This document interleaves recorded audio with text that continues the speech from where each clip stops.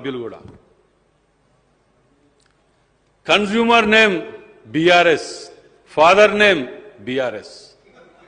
ఏం అధ్యక్ష, ఎక్కడికి పోతున్నావు? ఇంతమంది నీతులు చెప్తాను, ముక్కు నేలకు రాస్తామంటారు. మొదటిసారి వచ్చిన ఈ హౌస్కు మేమేదో చూద్దామని వస్తే ముక్కులు రాస్తాం, నక్కులు రాస్తాం, కత్తులు తీస్తామని కూడా మాట్లాడుతున్నారు. ఇది డైరెక్ట్ ఆన్ పేపర్ చెప్తున్న అధ్యక్ష.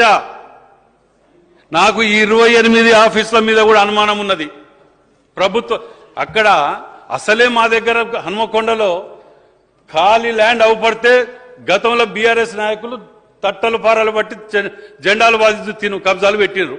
దాని మీద మొత్తుకొని యాస్ట్ వస్తే ఏకంగా ఆఫీస్ లాంటి దానికి కూడా పార్టీ ఆఫీస్ అధ్యక్ష. ఇది పొద్దుగా అందులో మంత్రులు, కన్సల్ట్ ముఖ్యమంత్రులు అందరూ వచ్చి అలా కూర్చొని ప్రెస్ మీట్లు పెట్టి భోజనాలు తినిపోయిన వాళ్ళు.